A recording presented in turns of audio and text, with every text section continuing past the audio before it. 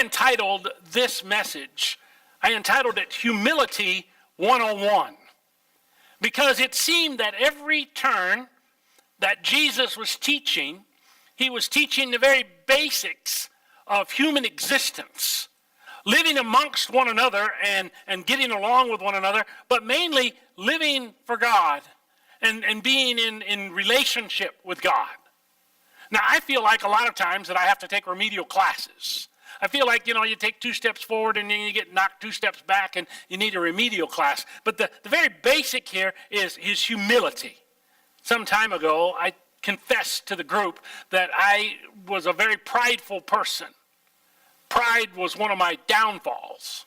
And I've been working on pride and being humble. And then I came across a passage like this. It said, this is the very beginnings of humility. I thought it was interesting that no one ever takes a class on how to be prideful. No one takes a class on how to be humble. It seems like we kind of pass that over. And we expect people to be humble, but we often find that people are very prideful, right? No one taught us that. It became part of our nature. And I think somewhere along the way, it's been perceived that Christians are supposed to be humble, and they miss that day in school. And we need to actually have classes on how to be humble in the sight of God and humble in the face of people around us. In the day that we live in, the focus is on self-esteem, on building ourselves up, on making ourselves somebody. And the focus concerning God and our relationship is that God is love. God is concerned for us, and he's loving for us. And it's really surprising to some people, and it is surprising to some Christians, that there are things that God hates. For example, his holiness demands that he hates those who commit sin. He hates the mistreatment of others, such as plotting evil against them, or lying about them, or violently abusing them. I've even heard people say, God hates a sin, but he loves a sinner, trying to put this love thing in perspective. But it's not the sin that gets punished, it's the people. It's not surprising that Solomon listed the things in which God hates. In Proverbs chapter 6, verses 16 through 19, it says, there are 6 things the Lord hates. 7 are detestable to him. Listen, haughty eyes, pride, lying tongue, hands that shed innocent blood, a heart that devises wicked schemes, feet that are swift to rush into evil, a false witness who pours out lies, and a man who stirs up dissension amongst brothers.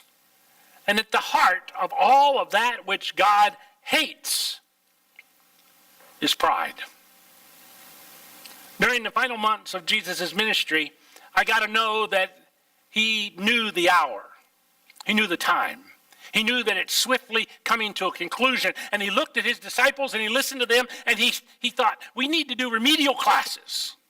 We're not able to get to the graduate level stuff that I want to get to. We're back in the remedial things. We're down in the 100 levels. And as he travels from Galilee up into Jerusalem area, he narrows his focus with 2 groups of people. And he directs his teaching to his disciples and to the scribes and Pharisees. These 2 groups were opposed to one another. Well, when you think about it, even the Pharisees were opposed to other Pharisees. They had factions amongst themselves. But definitely there's an opposite here between the Pharisees, who propagated a false religion of works over grace, and the true disciples. Everything these Pharisees were, Jesus wanted his disciples not to be. And everything that they were not, it seemed that he wanted his disciples to become. And as he looked at these, and eventually he calls them whited sepulchres in their white long robes, he sees pride. And the defining characteristic of these scribes and Pharisees was this haughtiness, that they were above others. They were spiritual giants amongst the scum of mankind. And Jesus pronounces that his faithful followers are not filled with pride, but rather filled with humility. Now, like several places throughout the New Testament, and especially the Gospels, Jesus begins his teaching with a warning. He warns against hypocrisy. He warns against the dangers of the false teachers. He warned that his followers were going to be persecuted. It's not going to be an easy road. People aren't going to love you. He warned against being unprepared for his coming. But the Lord especially warned of this subject more than any others: the danger posed by the scribes and the Pharisees, the pride and sinfulness of their heart. This morning I'd like for you to look with me, if you will, Luke chapter 17. And at first reading, you're going to say, how do these things relate to one another? And I hope that by setting this up, you'll see the thread that ties them all together is pride. Jesus said to the disciples, things that cause people to sin are bound to come. But woe to that person through whom they come. I want to talk about that. It would be better for him to be thrown into the sea with a millstone tied around his neck than for him to cause one of these little ones to sin. So watch yourselves. If your brother sins, rebuke him. And if he repents, forgive him.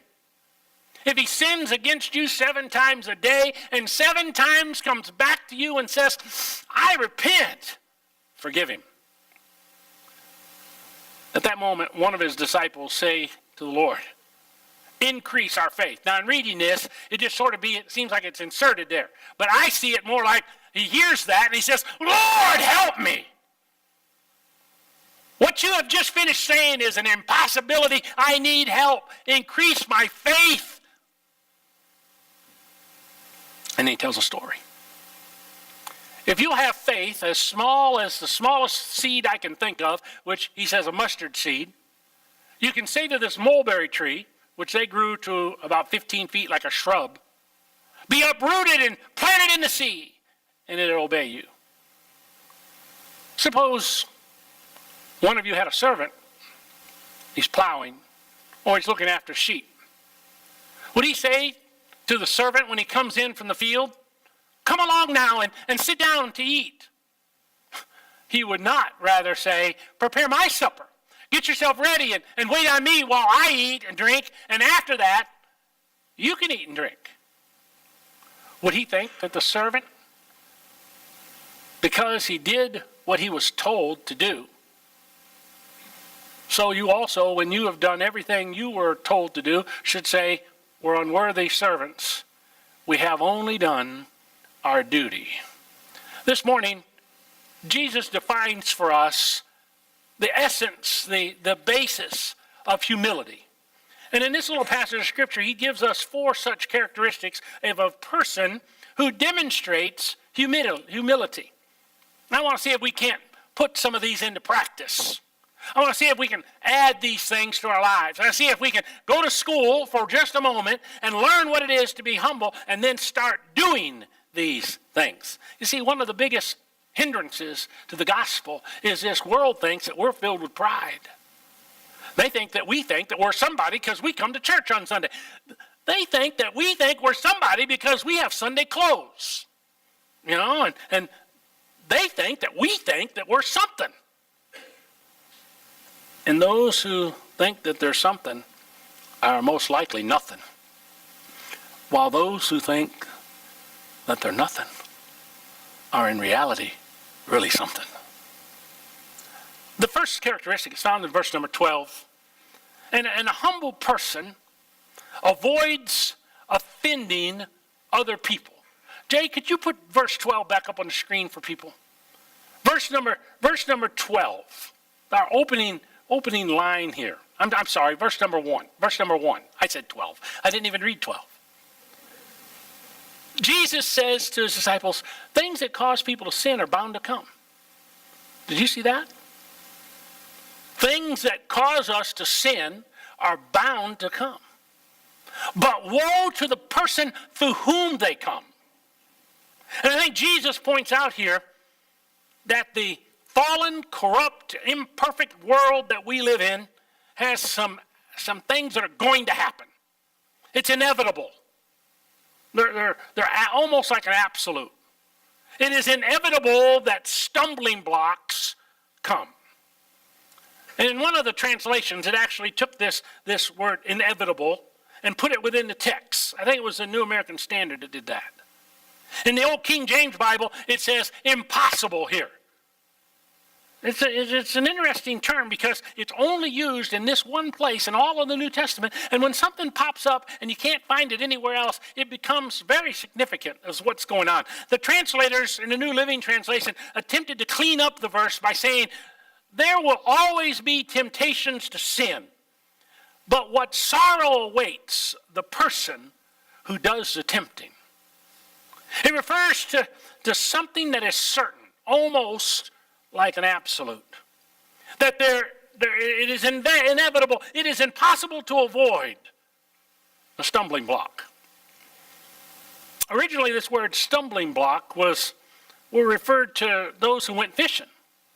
And you think, stumbling block and fishing, what the link to the... Well, a stumbling block was bait.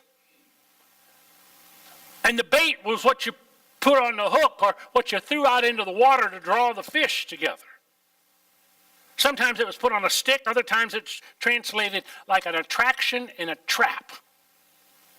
And what Jesus is doing here, he's warning us that the world is filled with traps. It's filled with bait that seduce us and lead us into error and tempt us to turn away from God. Can anyone testify that that's the truth? That this world is filled with opportunity to go astray. It's inevitable. And then Jesus says, in the second part of that first verse, oh, be careful if you're the one. Well, what do you mean? What do you mean I'm the one? Beware if you are the one who is the seducer. Beware if you're the bait that's dragging people aside. It is a warning here about tempting others. Now, I grew up in the 60s in an independent Baptist church, and the way they translated this here was your outward appearance. And they encouraged the girls and the women to dress modestly because you become a lure. Did I tell you what a lure was? It's something shiny. It's something sparkly. It's something that it draws attention. And you know what? Our sinful nature likes it when people pay attention to us. I like it when people pay attention. You like it when people pay attention to you. Boy, isn't that a beautiful pair of shoes or dress or suit? Here's the warning. Don't be a lure. Don't be that sparkly thing that draws someone's attention, that draws them into sin. All of those lures, if I remember right, have hooks in them. And I don't know if you've ever gotten hooked, but it hurts. And Jesus says, we need a warning. Now, I don't know what the modern day translation, all of that would be. Like, what is the lure of today? What's the flash that draws people aside today? I know that in analyzing my spiritual life and my battle with pride, that one of the areas in which I am very prideful in is the fact that I know a lot about the Bible. And I'm going to tell you that spirituality and knowledge of the Bible are two different things altogether. A person could know the book cover to cover and be able to quote you every verse in it and be doomed for outer darkness. You say, how is that possible? Surely if you knew the Bible, you'd be next to God. I'll give you one person that I know. The devil himself knows the book better than you do. Better than you'll ever know it. And he's not of God. Jesus says it's impossible to rid the world of all these temptations. We can't do that. We can't end up in a commune somewhere and isolate ourselves from this world. That's not the point. But it is the point that we guard ourselves, that we're not the lure. We're not the bait. We're not the stumbling block. And his words here, woe to him, is a judgment. A serious warning that those who tempt others will suffer serious consequences. Now I know if you read that next verse, it talks about the little ones. I'm not sure, and if you want to think of it, that's okay with you, and I don't criticize me, I won't criticize you. That he's saying that people will translate that to be little children. But in a lot of ways, we're just big kids that are very easily pulled aside. And he says it would be better for a millstone, this heavy, heavy rock that crushed the wheat, be hung around your neck and thrown into the sea, than it would be if you draw aside, if you cause to sin, and take away the little kid idea and say, anyone that knows me. Humble people avoid offending others. Write that down. Oh, I wrote it down for you. Hang on to that. I'm working on it. I was parking the car yesterday, and I noticed a guy in front of me was going to back out. And so I stopped, and I waited for that guy to back out. No big deal, right? Except when the person behind me flashed their lights at me. And the guy behind him blew the horn. Now, you know my nature. And the people that with me had to calm me down because I'm ready to get out of the car. I'm ready. Come on. I mean, where are you going to go? I've got that spot. And and if someone is going to... It's very easy for us to lose it.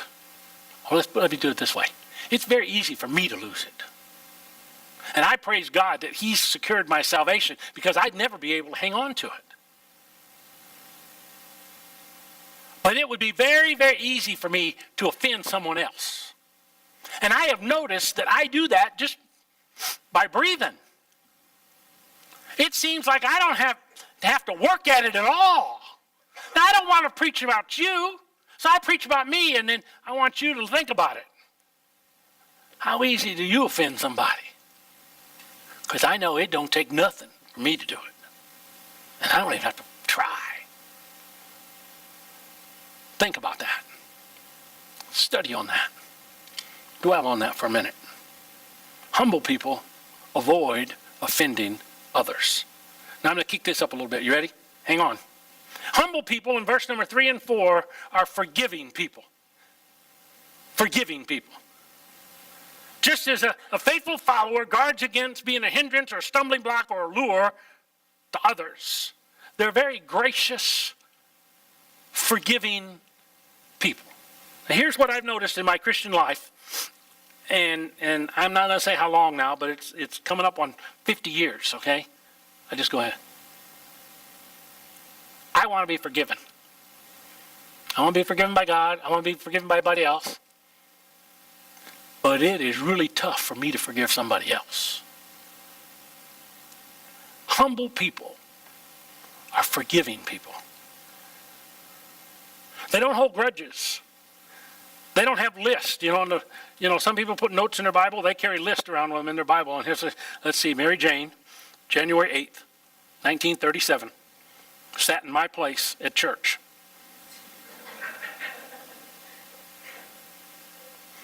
I had a person here one time say, I really appreciate how that you keep somebody from parking in my parking place. It's crazy. But this concept of forgiving others is something that Jesus has taught over and over again, hasn't he? This isn't the first time this subject's come up. It's almost like a remedial class. It's sort of like we need to go back to the very basics here. This is humility 101. A humble person doesn't offend other people, and they forgive other people. And they forgive the same way that they want to be forgiven. They don't want it brought back up. They don't want the list written down somewhere. They don't want to feel like that it's being lorded over them. They want it to be over with. Now, if we were studying the book of Matthew, we get involved in chapter number 18, and everybody knows their Bible knows immediately Matthew 18 is that forgiveness chapter. Matthew 18 is the chapter that Jesus lays out the process by which we go about when somebody offends us. That we go to them, we tell them, hey, look, that messed me over. That really hurt me. That stepped on my foot, and you scratched the side of my car, whatever it is. You go to them. And if they blow you off, what do? Matthew 18 says, you go get somebody else, and you go to them again, and hey, look, this is serious stuff, man. It really messed me over. I'm having trouble with this. If I could lose my salvation, I've done lost it because of you. And they say, leave me alone. I don't have nothing to do with you. What do you do then? You bring the matter up before the church, Matthew 18, and the church takes over. And then if they don't listen to the church, what happens? You put them out and treat them like you would somebody who's an unbeliever. That's the Matthew 18 principle. But you know what? The one question that always gets asked every single time that this comes up? Do I have to wait until the person says they're sorry before I forgive them? Because you know what? I don't like forgiving people. I like having that list. You know where it's at. You know exactly where it is, don't you? That list that has all of these things.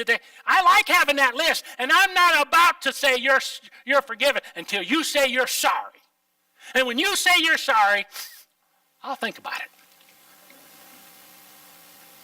I got to tell you that for your own mental health, you have to say you're sorry. You have to say you're forgiven before they say you're sorry. Oh, that's easy to say, isn't it? The only problem with that is that I say it from an intellectual point of view, and you all sit here from an intellectual point of view, accept it and nod like this, But when you're hurt, it's not your brain working, is it? Boy, it's that inner being of you saying, oh, they hurt me. I thought, no, wait a minute. What if they hurt me again and again and again and again? I've told some people to stay away from them. If they keep hitting you, stay away from them. Don't get around them. Avoid them. Why do you like getting hurt? Stay away from them. There are some sins that you forgive completely and unconditionally, and then there are other sins that kind of centers on repentance. I think the Bible lays out a pretty strong argument that forgiveness is a very, very important subject in living in this world, having a relationship with God, and having a relationship with other people. That way, if you're stuttering here, if you can't forgive, you're going to be stuck in the second grade. And you're going to be like Jeff Robodine, man. He's 6'8", and he's 37 years old, and he finished the 6th grade. And you look and you say, man, there's something wrong. Oh, wait a minute. Do you know people like that? Age and maturity doesn't equal one another. And they're kind of stuck on a spiritual realm, and they can't seem to get over that. Strong possibility here. It's a forgiveness issue. I listed 10 reasons forgiveness is important. I'm not going to give that to you, somebody said. But I would like to save that for a Bible study sometime. And we get together and we talk about this idea of forgiving others and why it's so important and what the Bible says concerning forgiving others. Let's move on. Humble people avoid hurting others. Humble people are people who forgive others. And humble people recognize their own weakness. Here's one of the problems with a prideful person is they think that they can do everything. They think they are everything. They think they're it. God made the world just for them, right? But humble people recognize their own limitation. And here's my point. In verse number 5 and 6, and I probably did this, I tried to anyway. When we got to that part where, Lord, give me some faith. We read that and we kind of blow through it. But at this point, listening to forgiving people 7 times a day when they come and being so humble that I forgive and being so humble that I avoid being a hurtful person to others, they cry out, help me. And here is a characteristic of a humble person. They're not afraid to say, I need help. A prideful person will never say they need help. It's obvious they need help. You know, it was really cool that the guys came in and they put those little things on the back of the chairs. I thought that was a cool idea. You know, if I did it, you know, even using your little template, none of them would be straight. None of them would be in the same place. And some of the screws would go in good and other ones wouldn't. And it'd just be okay. And so last week I said, hey, I need some help. And a bunch of people got together. Thank you guys for doing that. And you made it look so pretty. Made it look nice. Made it look like it's supposed to. It's obvious when somebody needs help, doesn't it? Isn't it? And a prideful person will resist being helped. And a humble person is open to that help. It doesn't matter if you're talking about putting screws in plywood or if it's teaching a Sunday school class. Doesn't matter. A prideful person says, I can do it all. I don't need anyone else. A humble person says, I need all the help I can get. And one of the characteristics of a humble person is this honest admission of the fact that they don't have it all glued together and they're not Superman. I grew up watching Superman. I kind of like that program. It's the old one, you know, the black and white one with Lois Lane and Clark Kent and who's the guy with the photographer guy? Yeah, I loved him. But everybody wanted to be Superman. I mean, bullets bounce off of Superman, right?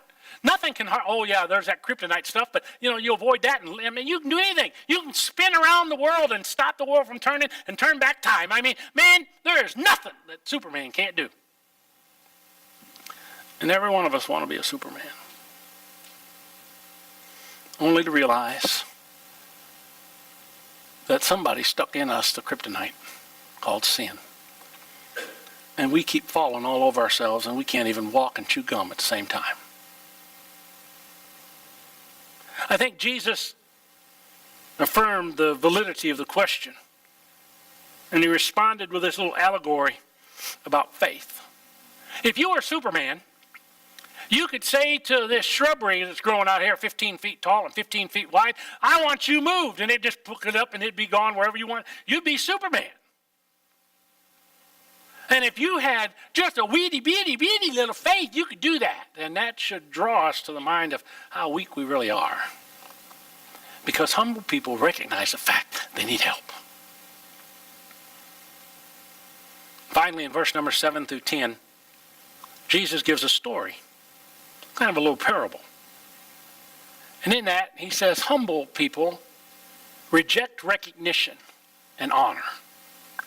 You know, he gives this story. I don't know if you remember it or not. I read it just a minute ago. You've probably already forgotten because, you know, dinner's getting close and, you know, the mind's on other things. But, you know, just a few minutes ago, he says, you know, if you had a farm and you were the master of the farm, you know, and then, or, you know, the servant would come in and you wouldn't say to him, come on over here and put your feet up on the chair and sit here and eat with me.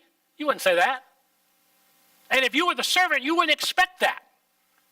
You come in, you do your job. You prepare the meal, and then you get to eat later. And after doing your job, you know, you didn't say, now brag on me. Boy, brag on me. I want my name over here on the marquee. I want to be the servant of the month. You know, you didn't say any of that. You were just glad that you didn't, you know, get beat up, and you got to eat when they finally told you could, and you were just happy to do it. I guess we live in a weird day. A guy works all week long. And he wants his name put up on the poster outside, you know, that he showed up all week long. He came in every day, and he wants an award for coming in. I remember Virginia told me this the other day, and it really struck funny to me. You know, she's so filled with pride about going to school that from the 6th through the 12th grade, she never missed one day of school. Never missed one day from 6th grade to the 12th grade. Now, if there were some days she should have stayed home. She got everybody else sick. She should have stayed home. But what made her go? Pride. I haven't missed a day. And it struck me kind of funny of the motivation that people have. In the day that we live in, a guy shows up every day, and at the end of the week, you know what he expects? Dwayne, help me. At the end of the week, he expects a paycheck. Hadn't done a blasted thing all week long, but he showed up, and he thinks he deserves one. And if he didn't get one, he'd be the loudest guy on the block, right? Humble people reject the recognition and honor of even doing what they're supposed to do. I did what I was supposed to do. I did what was right in the sight of God, in the sight of my employer, and that's the end of it. The attitude of a true, faithful follower of Jesus Christ is that they're a servant